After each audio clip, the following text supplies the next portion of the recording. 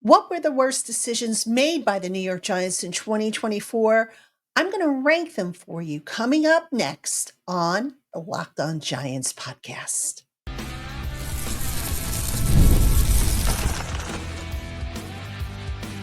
You are Locked On Giants, your daily New York Giants podcast. Part of the Locked On Podcast Network, your team every day. Hello, New York Giant fans, and welcome to another edition of the Locked On Giants podcast, part of the Locked On Podcast family, your team every day. I'm your host, Patricia Traina, credential member of the New York Giants media for Locked On, as well as for New York Giants on SI, which is where you can find all my written work, and we're doing a lot over there, trust me. And as always, welcome on in to my Blue Crew community members, to my everydayers, to my newcomers, and everybody in between. Thank you so much for spending part of your day with us here on the Locked On Giants podcast. And today's episode of the Locked On Giants podcast is brought to you by Prize Picks, the easiest and most exciting way to play daily fantasy sports. Go to prizepicks.com/LockedOnNFL and use our promo code LockedOnNFL in all lowercase letters to win $50 instantly when you play just $5. You don't even need to win to receive the $50 bonus. Prize Picks, run your game. All right, folks, on today's episode of the Locked On Giants podcast, we're not doing a crossover Thursday. Obviously, the Giants are done. They've gone home for the long, cold off season that is ahead. So we are going to be able to open things up on Thursdays now, where we talk about various topics as we continue our 5-day-a-week coverage. And on today's show, I'm going to rank what I think the 5 biggest missteps were by the New York Giants in 2024. Just decisions that they made or didn't make that I feel really contributed to the team being as bad as it was. All right. So I put them in reverse order, 5 to 1. A lot of these you're probably going to agree with. Whether you agree with the order, that remains to be seen. But, I'm always interested to hear what you guys and gals have to say.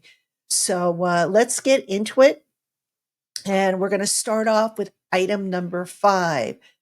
For me, I think the item number 5, as far as being one of the biggest mistakes that the Giants made, and this is kind of a double-edged sword, which I'll explain in a moment, but letting guys like Saquon Barkley out of the locker room. Now, here's why I say this is a double-edged sword, all right? The Giants weren't going to pay Saquon Barkley upwards of 14 plus million a year, nor should they have, given all the needs that they had, given all the, the holes that they had to fill. I was totally on board with taking that money and using it to upgrade the offensive line, as well as maybe get a pass rusher, as opposed to paying a running back, which, however good Saquon Barkley is, and he's still a very good running back, I just thought that was a luxury they couldn't afford to carry. But, okay, so why do I say letting him leave was a mistake? For the leadership aspect of it. Now, ideally, the Giants should have gotten a deal done with Saquon in 2023. It didn't happen. Saquon's side didn't want to pay ball. The Giants didn't want to, raise the guaranteed money that it would have taken to get it done. If I remember correctly, and I don't quite remember the exact numbers, but if I remember correctly, I kept talking about how it would probably take the cost of 2 franchise tags for a running back to get the deal done with Saquon. So in terms of guaranteed money, Giants never came close to that. And I never really understood why, because that money could have been distributed. It could have been spread out over 3 years. The 4th year could have been a dummy year. I mean, they could have done all kinds of things. I mean, you look at what the Eagles did to fit Saquon in under their cap. They put dummy years or voidable years into his contract to help with spreading out guaranteed money, signing bonuses, and all that stuff. So just, the money itself, it was going to take, it was coming down to guaranteed money.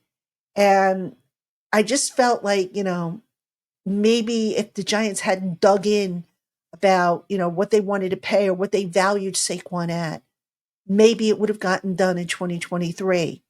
Now, you're probably saying to yourself, but wait a minute, you just got through saying that you wouldn't have spent an arm and a leg on a running back. yes, it was a luxury, but if the luxury was spread out and the money was allocated properly, it would have been a lot easier to swallow instead of having to, upfront pay Saquon a ton of money. So it could have worked out, I think, with a little bit more flexibility and creativity in the structuring of the contract. And why I say this is important is because I always got the impression talking to players that were here in 2023 that losing that leadership that Saquon brought was basically it hurt them. All right. We have talked about on this show the number of times, how many times the Giants had let leaders walk out of the locker room because they're trying to build up their own culture, the culture of Joe Shane and Brian Dable. Saquon Barkley, for what it's worth, he was drafted by Dave Gettleman, so not really part of the current regime. But that being said, Saquon was very well respected in the locker room. He was very selfless, always thinking about his teammates first. And we saw examples of that this year, with the first game that the Eagles played against the Giants, how Saquon, basically said, let the young guys eat. We saw it again in week 18. Saquon had a chance to go for the rushing record against the Giants, and he backed out of it. I guess partially out of respect for the team, but also because, at that point, what else was there to gain? So Saquon has always been selfless in that regard. And, I've said before, I get it. You have to assign a monetary value to guys, but sometimes you've got to look at the big picture. And I think in this instance, even though it probably would have cost the Giants a little bit more, I think not bringing Saquon Barkley back for the leadership aspect of it was a mistake because, you look at where the Giants went this year and, nobody can plan for injuries, but really, where was the leadership this year? Other than maybe for Dexter Lawrence, who wasn't afraid to speak up when things were going south, where was the leadership? Where was the voice of reasoning? Giants really didn't have a whole lot of that. I think with Saquon, had he been there, they would have had that. I think, if you have Saquon in the locker room, he would have been a guy that maybe some of these younger players could have gravitated towards, seeing the success maybe he would have had or has had in the past. So yeah, it's a double-edged sword in that, Saquon, to afford him was a luxury that the Giants really couldn't afford. But again, had they been a little bit more creative with the money and how they distributed, sort of like what the Eagles did. I mean, you guys always ask me, you say, how is it that the Eagles have such, gobs and gobs of cap space every year? Because they get creative with how they structure contracts. All right. It looks like that they're paying guys, a ton of money when in fact they're actually not. It's how they structure it. And look, if a contract is 7 years and only 3 years of it has the guaranteed money, and then the last 4 years are voidable, that's how you manage your cap, because the cap is going to go up every year. So even if you're on the hook for, let's say, I don't know, let's say $10 million in dead money, cap's going to go up to where that 10 million now becomes a blip on the radar screen. And I just felt like, there could have been a meeting of the minds. It didn't happen. Saquon left. There was bitterness, I think, on both sides. And it is what it is. But I felt that that was a mistake for the leadership aspect. And plus, when the offense was kind of crumbling around the quarterback situation, they did what they could. Now, I don't regret that they, turned to Tyrone Tracy. He's a good young running back, going to get a lot better as he continues if he stays healthy. But in terms of the leadership, that was just so important. And enough guys said that that was missed in the locker room. All right, coming up next, I'm going to talk two more. I have four more altogether, but I'm going to do the next two on my list of the New York Giants' biggest missteps in 2024. So please don't go anywhere. I'll be right back. Hey, Giant fans, if you love going to live events but don't enjoy the hassle of having to find reasonably priced tickets within your budget, Fear not. Game Time has you covered. Game Time Picks helps you filter out the fluff to show you only incredible deals on great seats so that you don't have to waste time searching through thousands of tickets. Game Time's vast inventory and flash deals offer you loads of options, plus they make the ticket buying experience so easy. The app's all-in-one pricing shows you the total cost up front, and there are no surprise fees at checkout. So go on and take the guesswork out of buying tickets with Game Time. Download the Game Time app, create an account, and use our promo code LOCKEDONNFL to get $20 off your first purchase. Terms apply. Again, go on, create an account, redeem the promo code LOCKEDONNFL, LOCKEDONNFL, for $20 off on the Game Time app today. What time is it? It's game time. All right, everybody, welcome back to the Locked On Giants podcast. I'm your host, Patricia Trainer, and coming up tomorrow on the Locked On Giants podcast, Ed Valentine, a Big Blue View, is going to join me. We usually do each other's show every so often, so tomorrow is going to be the day. We're going to have Ed on my show. I'm going to be on his show. We're basically going to talk about, the decision, the fallout, where the Giants go from here, and, all that good stuff. And I'm sure there'll be a little banter, friendly banter going on between the two of us, because that's just what we do. That's how we roll here. So hopefully you will join us for that as we get you ready for the weekend. Playoff weekend, no Giants football, nothing to get aggravated about. We can all sit back and relax and enjoy the wild card round. So that's what's on tap here.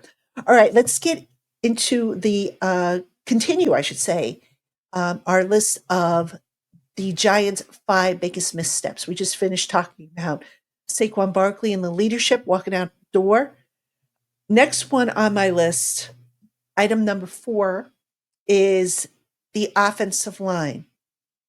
Now, there's multiple areas here that I want to talk about, starting with the fact that the Giants did not draft any offensive linemen last year, which I thought was a mistake, right? And it proved to be a mistake because, look, you had a couple of young guys that you had on the roster. Joshua Azudu, Jake Kubas made the roster.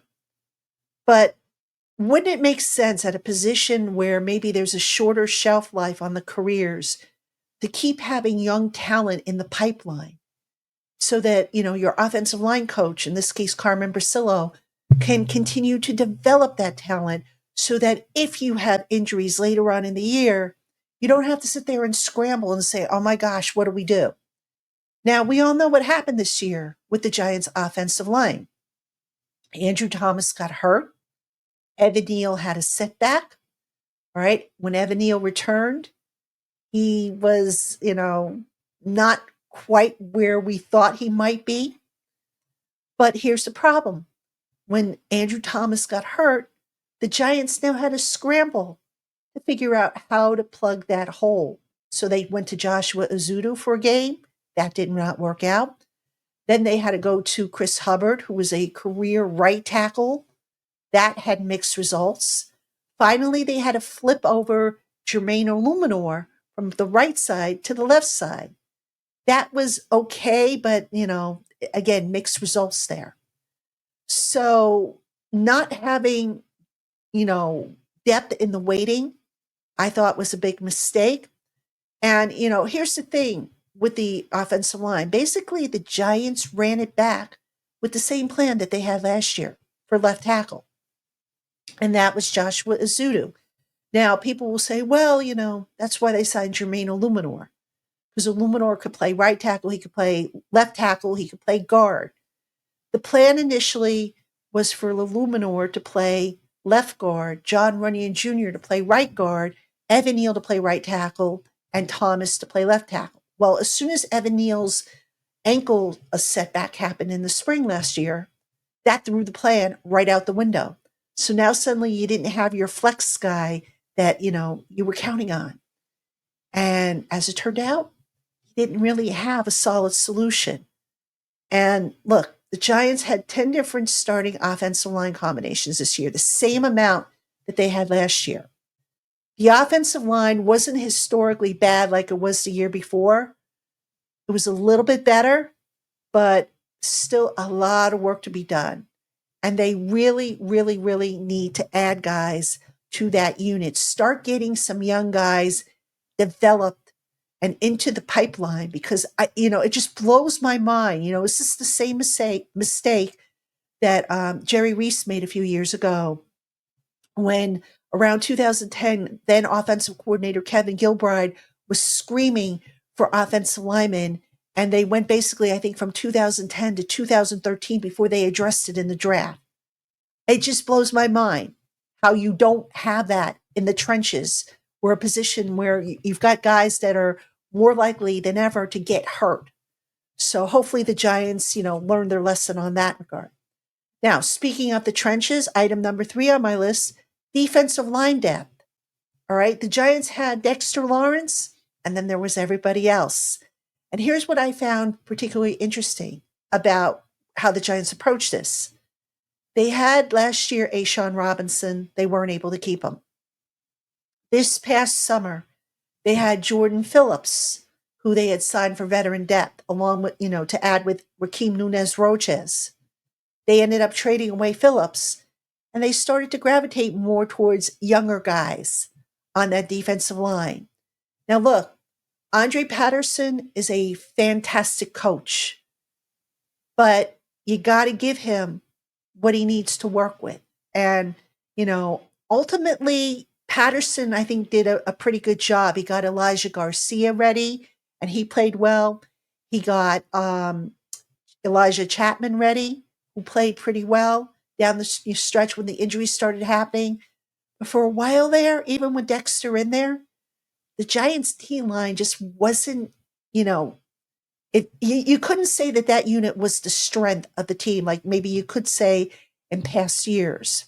So I just felt, again, the Giants didn't draft defensive line help. They basically relied on undrafted free agents. The D line worked out a little bit better, but Dexter Lawrence, moving forward, you got to get him help. He cannot do it by himself. And that was a big problem. The youth movement, fine, I get it. They got to start somewhere. But they really could have used a veteran, besides Rakeem Nunez-Roches to help Dexter Lawrence. Because, look, I've said it before. Ever since the Giants traded away Leonard Williams, something's been missing on that defensive line. And they just haven't been able to find it. Whether it's, a matter of the talent, whether it's a matter of, the scheme, whatever the case might be, it just hasn't been there.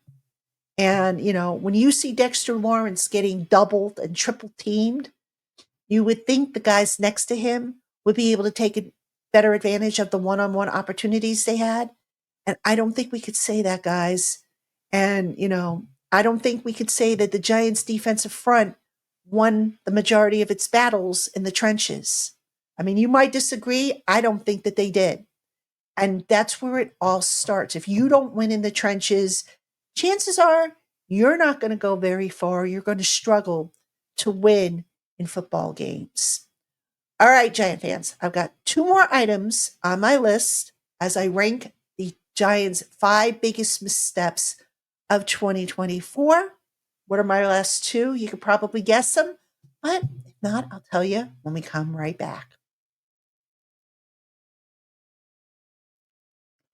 Hey, Giant fans, get ready to tackle the NFL action with FanDuel, America's #1 sportsbook. Because right now, new customers can bet $5 and get $150 in bonus bets if they win. So when you get a hunch in the middle of the game, you can check out the latest stats, view live play-by-play, and so much more all on the very same page where you place your bets. Visit FanDuel.com to get started with $150 in bonus bets if you win your first $5 bet. That's FanDuel.com. Never waste a hunch and make every moment more with FanDuel, an official sportsbook partner of the NFL. Hey, Giant fans, if you are looking to join an exclusive community of Big Blue Faithful where you can discuss the team and receive inside information in a toxic-free environment, then you need to check out the Locked On Giants Blue Crew community. Members get access to our exclusive by invitation only Discord channel where we can talk with one another, ask questions, get breaking news, and so much more. Plus, as part of the Locked On Giants Blue Crew community, I usually text out exclusive updates and info directly to the community's phones.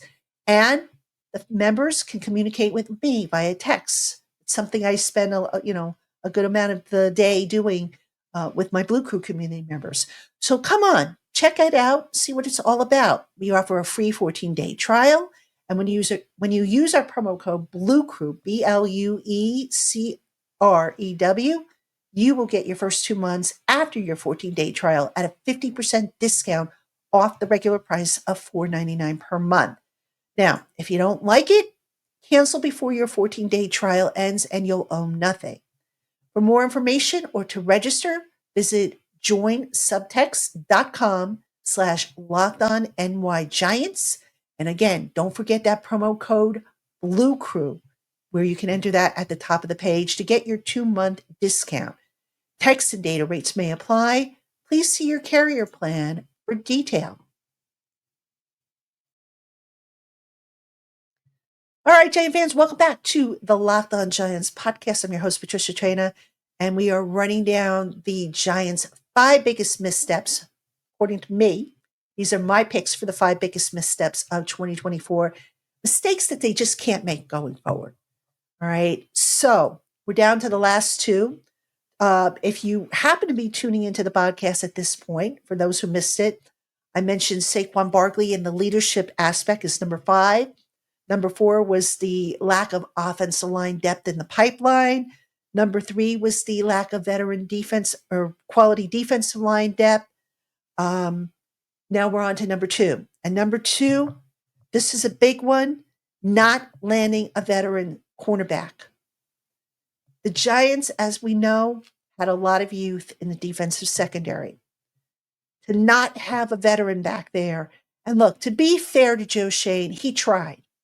Tre'Davious White. He tried to get Steven Nelson. He tried to get guys, Darius Williams, and it just didn't work out for whatever the reason, because it was too much money or whatever. But here's the problem. When you don't have a veteran within your position group, sometimes that youth tends to go astray. Now, what do I mean by that? You look at, for example, the receiver group. And you ask Malik Neighbors, for example, about, the experience and, what kind of advice did he have and whatnot. And he always references Darius Slayton, who was the old man of the group, even though Darius is not an old man by any stretch of the imagination. Really, who did the Giants have in the defensive, in the cornerback room? They did bring back Adoree Jackson, but that's a temporary situation. And really, the defensive backs, they struggled, right? Even Adoree struggled to a degree. So let me give you a few numbers here. In 2024, this past year, the Giants had the 13th best pass rush win rate, 41%. But they also gave up 189.9 yards per game in the passing aspect of it. Right? That shouldn't happen. If you're winning up front, you would think the back end of the defense would be able to do its job. Didn't happen. The Giants also, in 2024, they allowed 23 touchdowns, only had 5 interceptions, had 31 pass breakups, compared to the year before, 2023, when they allowed 21 touchdowns, had 18 interceptions, 38 pass breakups. So basically, they struggled. They did not have a true CB1. Now let's look at Deonte Banks for a moment. Deonte Banks was supposed to be the CB1.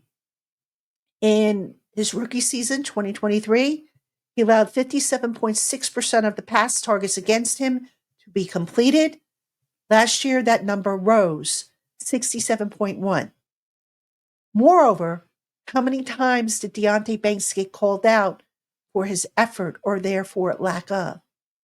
You don't think that having a veteran back there to take that kid aside, a veteran cornerback who's been there, done that, to take him aside and help him through maybe some of the problems he was having.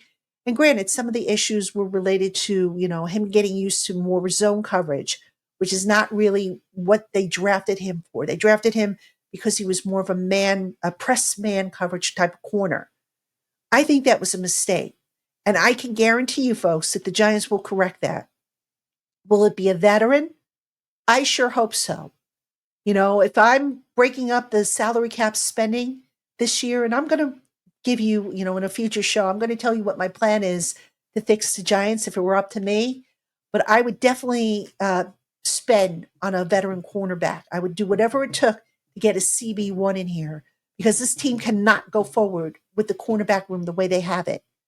All right. And they've got other needs that they have to address with the draft prospects and stuff. So cornerback one would definitely be a top need and a top priority for me. Now, item number one on my list, you guessed it, folks, the quarterback situation. Not drafting a quarterback in the 2024 draft class. Now, look, I understand not reaching for a guy. I understand not forcing a pick, which, I kind of feel like now the Giants maybe are in that situation this year where they might have to force a pick because they don't have a quarterback. But here's the problem that I had with how they handled it in 2024. They couldn't look to take a flyer on a quarterback, maybe on day 2, day 3. Worst case scenario, it doesn't work out, you move on. Maybe it does work out and you have a guy now to where you can keep the continuity going, where you don't have to rely on a Tommy DeVito or a Drew Lock or a Tim Boyle. The quarterback room got worse this year, all right? In 2023, you can make the argument that the quarterback room was bad because of injuries, all right? But this year, it was just bad, and it was because of performance, not injuries. Daniel Jones didn't get it done. And look, I know the Giants were looking to try to trade up or to get a quarterback. I know they had their eyes on Drake May, Jaden Daniels, and it didn't work out. But I just don't understand why they couldn't take a flyer on somebody. Even as an undrafted free agent, it was like they had DeVito, who they brought back. They signed Drew Lock, who was going to be quarterback 2, and they had Daniel Jones. Why not bring in somebody else to, see what maybe he could bring? Maybe he's worth developing. If Brian Daboll's this big quarterback whisperer, what would it have hurt to have an extra quarterback on the 90-man roster, as opposed to maybe carrying an extra kicker, which they did, knowing that Graham Gano was going to be okay. Why carry an extra kicker? Or why carry, a gazillion receivers? It just didn't make sense. So now the Giants have to find a quarterback. There's no ands, ifs, or buts about it. They have to also be careful that they don't feel the pressure to where they, pick a quarterback and it's not the right guy. And as I said before, guys, on the show, finding and the next Eli Manning is not easy. Quarterbacks do not grow on trees. The Giants might very well have to look for the next Kerry Collins, a bridge guy, a veteran bridge guy who can carry them through until the Giants are in such a spot where they can get the type of quarterback that they want. Maybe the guy that they want is a Shedeur Sanders or a Cam Ward. I don't know. I don't think they know fully at this point. But what I do know is that the quarterback situation was probably the biggest misstep, not addressing it in a class that was historically deep. Was just, it blew my mind then, and it blows my mind to this day, especially after seeing how on Hard Knocks, Joe Shane was all set to move up, to give up assets to get a quarterback. So he knew that the quarterback situation going forward was not stable enough. And nobody's going to tell me otherwise because it was right there on Hard Knocks. And to do nothing about it, to say, okay, well, we couldn't get our guys, so we're going to run it back with Daniel Jones. I'm sorry, I just can't wrap my head around that one. So that, ladies and gentlemen, my number one biggest misstep that the Giants made in 2024. All right. So what did you think about my list? Do you agree, disagree? If you're watching on YouTube, drop a comment. Let me know. And by the way, if you are watching on YouTube, please like and subscribe to the channel.